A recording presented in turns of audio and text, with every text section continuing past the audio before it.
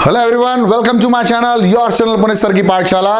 लेके आ गया हूं class 8 chapter number 9 algebraic expression and identities की एक्सरसाइज 9.1 के क्वेश्चन नंबर 2। 1 तक हमने कर लिया था। 1 हमने पिछले क्लास में इंट्रोडक्शन भी बता दिया था। तो चलिए बिना देरी किए इस लेक्चर को शुरू करते हैं। तो आज का सवाल है हमारे पास, classify the following polynomial as monomial, binomial और ट्राइनोमियल। और ऐसे कौन से जो इन तीनों कैटेगरीज में फिट नहीं होते। बहुत इजी सवाल है, बिल्कुल आप लोगों से बन जाएगा डन डन डन डन। अब क्या है बच्चों, इस सवाल के पहले आपको थोड़ा सा मैंने जो आपको पिछला ज्ञान दिया था इंट्रोडक्शन, और जो वीडियो में डायरेक्टली इसी वीडियो में आए हैं, पिछला लेक्चर देख के नहीं आए, उनके लिए मैं थोड़ा सा बताना चाहता हूं कि एक्चुअली में एल्जेब्रिक एक्सप्रेशन जो थी वो दो चीज़ों का मेल था। दो चीज़ों का मेल मतलब एक तो हमारा होता था कॉन्स्टेंट यानी न्यूमरल नंबर, एक होता था हमारे पास वेरिएबल।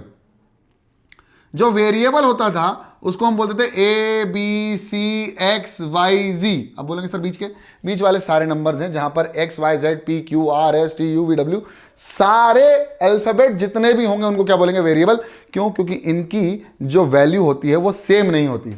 और ऐसे ही कांस्टेंट होते हैं जो कि नंबर्स होते हैं 1 2 3 अप टू इन्फिनिटी, जितने भी नंबर्स या कॉम्बिनेशन ऑफ डिजिट्स हमारे पास हैं। और इन दोनों के कॉम्बिनेशन से यानी 3x या 4xy से बनती है एक टर्म। क्या बनती है? एक टर्म। अब ये जो सवाल है ये नंबर ऑफ टर्म्स से रिलेटेड है। क्या है? नंबर ऑफ टर्म्स से रिलेटेड है। फॉर एग्जांपल मैंने कहा 3x प्लस 5x कितनी टर्म्स हैं? दो टर्म्स हैं। सब बच्चे कहेंगे दो टर्म्स है, लेकिन मैं कहूंगा कि दो टर्म्स नहीं, केवल एक ही टर्म है।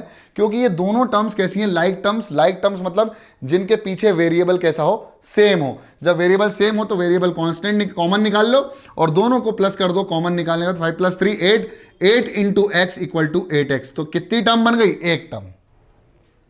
जब प्लस या माइनस से अलग अलग करते हैं तो डिफरेंट डिफरेंट टर्म्स होती हैं, लेकिन अगर इनके पीछे जो वेरिएबल लगा है वो सेम होगा तो ये टर्म्स कैसी होंगी? Like terms.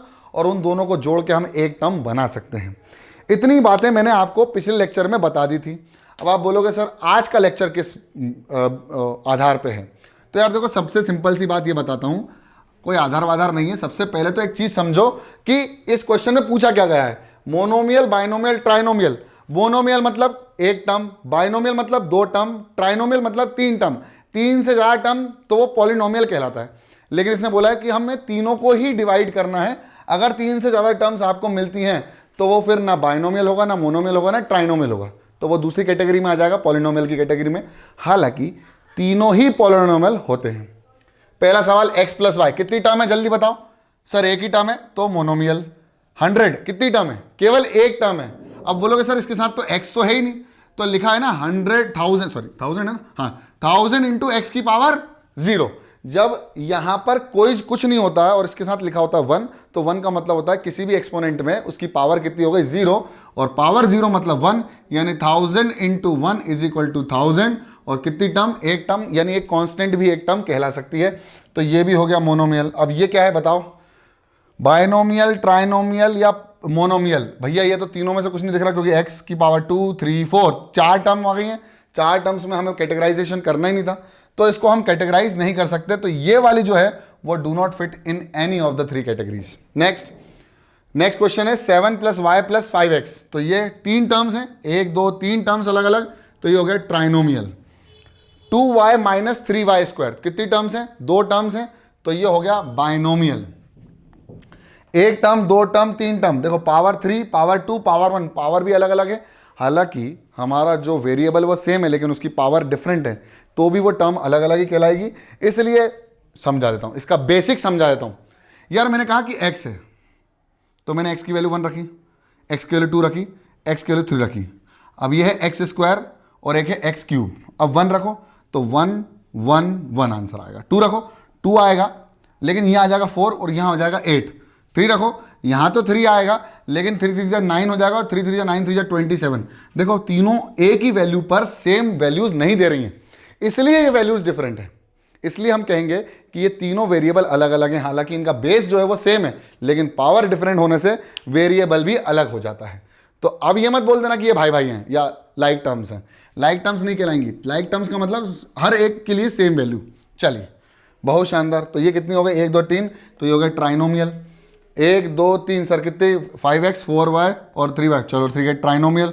ये हो गया बाइनोमियल, है ना, ठीक है, binomial 5z plus 15z² binomial.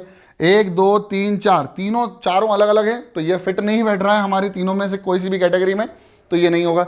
PQR एक ही टर्म है सर, P अलग है, Q अलग है, R अलग है, तो एक टर्म कैसे हो गई यार? मैंने बताया था कि जब भी टर्म्स के बीच में हमें डिफरेंट टर्म्स लेनी है या टर्म्स में गैप होना है, तो उसके लिए प्लस या माइनस का इस्तेमाल करना बहुत जरूरी है।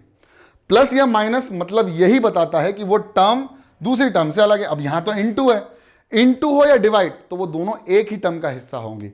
यानी अगर मैंने कह दिया P into q into r, तो कितनी टर्म? एक टर्म। अगर मैंने बोल दिया P minus Q minus R, तो कितनी टर्म? तीन term.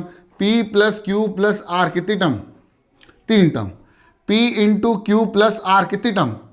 P into Q, P Q plus R, दो टर्म। तो ऐसे समझ में आता है कि जब प्लस या माइनस आएगा तभी वो टर्म्स को अलग अलग बताया जाएगा। शाबाश, बहुत शानदार, समझ में आ रहा होगा आई होप आपको लेक्चर।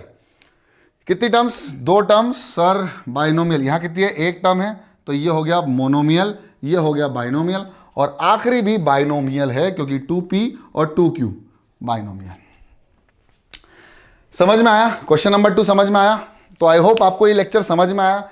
लेक्चर समझ में आया तो पसंद आया तो लाइक करने का, चैनल में नए हो तो सब्सक्राइब करने का, और पढ़ते रहो, बढ़ते रहो, देखते रहो पुनीत सर की पाठशाला। जय हिंद।